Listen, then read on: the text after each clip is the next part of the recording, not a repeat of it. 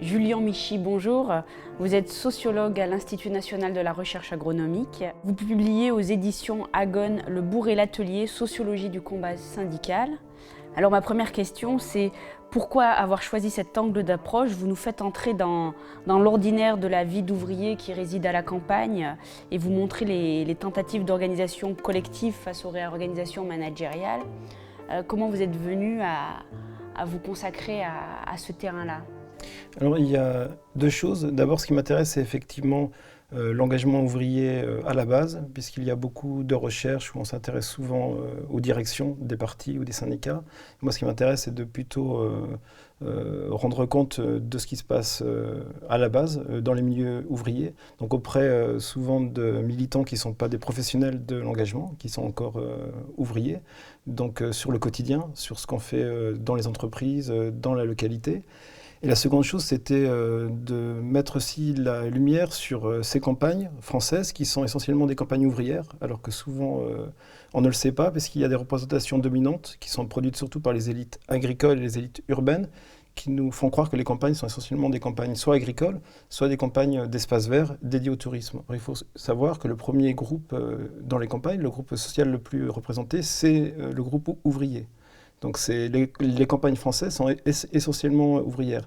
Elles sont en général ouvrières à 32%. Il y a 32% de la population qui vit dans les campagnes qui appartient à un groupe ouvrier. Or, il n'y a que 6% d'agriculteurs. Il y a beaucoup plus d'ouvriers que d'agriculteurs, mais on met toujours l'accent sur ces agriculteurs. Et donc là, moi, j'ai voulu rendre compte de cette condition ouvrière à la campagne. Alors, vous vous rendez compte justement de la condition ouvrière, une condition dont on parle très peu. Donc, vous montrez justement qu'il existe un engagement ouvrier à gauche, que le militantisme en entreprise n'a pas disparu. Est-ce que vous pouvez nous raconter un petit peu justement les grandes leçons de votre enquête? Oui, parce qu'on parle surtout des ouvriers lorsque leur entreprise ferme ou lorsque l'on évoque leur préférence électorale pour le Front National. Donc moi, ce qui m'a intéressé, c'est de mettre en avant ces militants qui sont ouvriers, qui sont engagés à gauche au sein de la CGT ou au sein du syndicat Sud, et qui sont présents localement, qui sont insérés dans le milieu associatif. Et ça va à l'encontre des images communes sur les ouvriers ruraux qui seraient repliés sur eux-mêmes, qui seraient individualistes et qui voteraient Front National. Et donc c'est de bien mettre l'accent sur le fait qu'il y a toujours ces militants ouvriers, alors que souvent il y a eu des recherches sur la crise de la reproduction du groupe ouvrier. C'est-à-dire que depuis les années 80, on a surtout mis l'accent, à juste titre, sur la crise de reproduction du groupe ouvrier, sur le fait que les valeurs ouvrières se transmettent plus difficilement, qu'il y a une crise des organisations militantes. Mais depuis les années 80, il y a toujours de grands complexes industriels comme Sochaux, Peugeot, les chantiers navals à Saint-Nazaire, Michelin et Clermont-Ferrand et différentes grandes entreprises comme ça, où il existe toujours des militants. C'est-à-dire que souvent les syndicats sont toujours présents et souvent c'est la CGT qui est le premier syndicat. Ça veut dire que depuis les années 80, par la force des choses, il y a eu de nouveaux salariés, des jeunes salariés qui ont adhéré, qui sont devenus délégués du personnel et qui dirigent les syndicats à Peugeot dans la navale. Donc il y a eu un renouvellement. Il y a effectivement des difficultés, c'est plus difficile, il y a moins de militants, mais il y a toujours des militants qui se sont renouvelés, de nouveaux jeunes qui sont arrivés. Donc moi, ce qui m'a importé, c'est de mettre l'accent sur ces recompositions et pas simplement parler d'une crise. Il n'y a pas qu'une crise de transmission des valeurs ouvrières, il y a des recompositions. Et peut-être que je peux en évoquer quelques-unes. Donc il y a déjà le fait qu'auparavant, jusque dans les années 80, souvent lorsqu'on adhérait au syndicat, c'était au moment de l'embauche. On était, donc là en l'occurrence c'est une enquête sur un atelier de la SNCF. Souvent on adhérait lorsqu'on était embauché, lorsqu'on avait 20 ans, on adhérait à la CGT. Or aujourd'hui, ce que j'observe, c'est que les adhésions sont plus tardives, souvent au bout de 10 années de travail dans l'entreprise.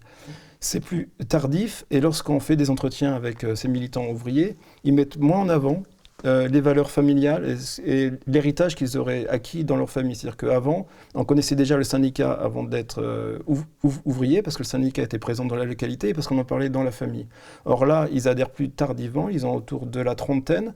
Ils découvrent le syndicat souvent parce qu'ils ont un problème dans l'entreprise ou parce qu'ils vivent très difficilement le management qui est agressif. Ils se rapprochent du syndicat pour une aide juridique ou pour une camaraderie ouvrière. Et là, ils découvrent tout un univers militant qu'ils ne connaissaient pas. Donc c'est une adhésion plus tardive, de militants qui sont moins insérés dans des familles militantes. Il y a aussi des formes d'engagement qui sont assez différentes par rapport à avant, dans le sens où souvent ils militent peu en dehors de leurs heures de travail, dans le sens où le week-end on milite moins, le soir également, et on milite surtout lorsqu'on est détaché, c'est-à-dire lorsqu'on milite sur des bancs de délégation dans le cadre de mandats syndicaux, et il y a un travail pour préserver de la vie privée. C'est-à-dire que souvent ce qui est mis en avant, c'est la préservation de la vie privée, alors que les militants d'avant étaient effectivement plutôt des militants à 100%, où ils sacrifiaient leur vie privée pour l'engagement. Or là, dans les entretiens, ce qui apparaît, c'est qu'on milite, mais à certaines conditions, et notamment à condition que l'équilibre dans la vie privée soit préservé. Donc on est bien dans des formes de recomposition, pas de disparition, mais de recomposition. Il y a également, peut-être, ce qu'on peut dire aussi, c'est que le lien avec la vie politique est beaucoup plus fragile. C'est-à-dire qu'avant, pour la plupart des militants syndicaux à la CGT qui avaient des responsabilités, au bout d'un moment, ils étaient très liés au Parti communiste, et certains adhéraient au Parti communiste et se présentaient aux élections municipales au nom du Parti communiste. Or, aujourd'hui, ces militants de la CGT sont plutôt isolés, dans le sens où il n'y a plus beaucoup de débouchés politiques, où ils ne trouvent plus leur place dans les partis de gauche. Ça fait qu'ils sont très à gauche dans leur discours contre le Front National, contre le sexisme. Il y a des valeurs progressistes proprement politiques qui sont diffusées et entretenues dans le syndicat, mais en même temps, ils ne sont pas militants par ailleurs dans les organisations politiques parce qu'elles leur font peu de place, elles se préoccupent peu de leurs questions. Donc ça, c'est aussi une singularité, je pense, de la période actuelle, où même pour les responsables de la CGT, il y a une distance par rapport à la vie politique. Il est une phrase qui revient beaucoup dans les propos des militants que vous interrogez, que vous suivez, c'est « Nous ne sommes pas une amicale de pêcheurs à la ligne », comme s'il y avait la crainte en ces temps de désaffection syndicale, de divorce même, comme s'il y avait la crainte donc, que le syndicalisme soit plus un syndicalisme pour la jouer perso et non pas un syndicalisme pour défendre un collectif des idéaux. Comment avez-vous ressenti un petit peu cette défiance vis-à-vis du syndicalisme et de la figure du syndicaliste dans l'entreprise?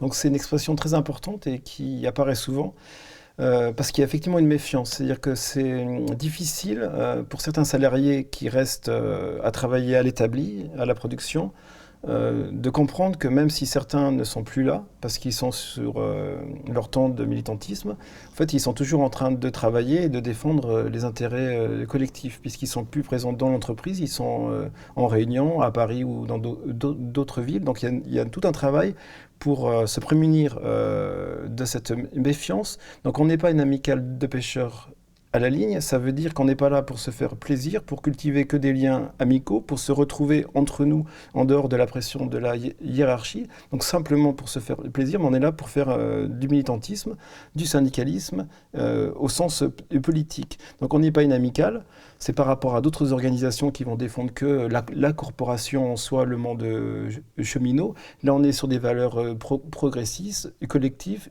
pas que pour se faire plaisir, pour défendre des intérêts collectifs, rendre compte de ce qu'on fait. Et on n'est pas une amicale, ça veut dire aussi que même si on est amis, parce qu'à force, dans ces réseaux militants, on est très proches, il faut qu'on puisse se dire les choses, et notamment qu'on puisse se dire des choses sur la gestion des mandats, parce qu'il y a une difficulté. Lorsque certains deviennent permanents ou accumulent des mandats, il y a une soustraction par rapport au travail ouvrier et ils peuvent individualiser leur engagement et en profiter, parce que c'est une immense possibilité pour échapper au travail ouvrier, pour en profiter individuellement. Donc là, cette expression est notamment utilisée lorsqu'on peut critiquer certains responsables, certains permanents, certains élus au comité d'entreprise qui ne rendent pas assez de compte et qui ne font pas le travail pour lequel ils sont mandatés. Donc on va utiliser cette expression pour dire on est très proche, on a les mêmes idées, mais il faut quand même faire ce pourquoi tu as ce mandat. Donc ça permet de gérer de manière dépersonnalisée des conflits autour du statut, autour du fait de devenir permanent. Alors vous démontrez aussi que de la CNCF et la CGT, le militantisme va au-delà puisqu'il va également sur la scène communale et cantonale. Est-ce que vous pouvez nous raconter un petit peu justement comment, au-delà des recompositions que vous avez observées, il y a aussi un engagement qui n'est pas uniquement consacré à l'entreprise, à la vie de l'entreprise, mais aussi à la vie en tant que citoyen finalement? Donc ça, c'est un phénomène très important. Il faut vraiment mettre l'accent là-dessus, parce qu'en général, il y a un processus très fort depuis les années 80 de marginalisation politique des ouvriers, tout un ensemble de processus qui fait qu'ils sont exclus de la vie publique, exclus des municipalités, de l'Assemblée nationale, des associations. Il faut savoir que le monde associatif et le monde du politique est surtout monopolisé par les classes moyennes et les classes supérieures. Et les ouvriers, alors qu'ils représentent toujours 22% de la population, sont clairement absents des instances politiques et associatives. Or, passer par le syndicat, ça donne des ressources à des ouvriers, ça donne un savoir-faire militant pour s'imposer dans l'espace public. Et notamment pour contrer une honte sociale forte qui fait que lorsqu'on est ouvrier, on n'ose pas s'imposer par rapport aux directeurs d'école, par rapport aux professions libérales. Or, dans le syndicalisme, il y a eu un apprentissage pour s'opposer aux cadres, aux patrons, et ensuite ça peut être utilisé pour arriver à tenir face à la petite bourgeoisie culturelle, aux gros agriculteurs, aux directeurs d'école, aux maires. Et donc ça peut contrer une honte sociale et faire en sorte qu'ils s'engagent dans le milieu associatif et dans le milieu politique. Donc j'ai suivi plusieurs militants comme ça qui ont acquis un savoir-faire dans le syndicat et qui vont s'engager à l'association des parents d'élèves ou se présenter aux élections municipales. Et c'est très important puisque tout est fait pour que ces ouvriers se sentent illégitimes ou incompétents pour s'engager. Donc ça permet de contrer une domination politique qui est très forte, puisqu'il faut savoir que même si les campagnes françaises sont très ouvrières, les municipalités de ces villages ou de ces bourgs sont surtout aux mains des classes supérieures. Et là, dans le bourg que j'ai enquêté, c'est probablement l'habitant qui a le diplôme le plus important, puisqu'il est diplômé du collège de Bruges, qui est un collège international, une école internationale en Belgique qui forme les hauts fonctionnaires européens. Il est maire de son bourg, il est encadré par des agents de maîtrise et des cadres des entreprises locales.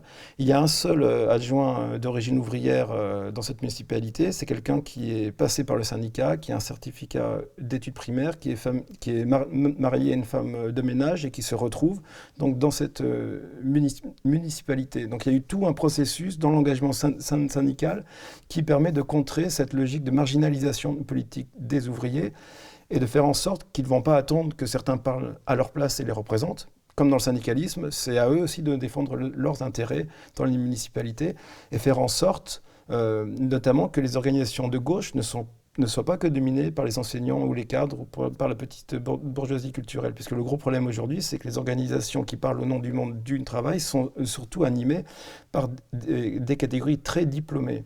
Or, la matrice syndicale, les réseaux syndicaux, sont l'un des rares univers où les ouvriers ne sont pas marginalisés, ils sont aux avant-postes, dirigent leur section syndicale, y compris face à des agents de maîtrise. Et donc, il y a un travail contre cette domination sociale qui peut être exportable dans l'espace public.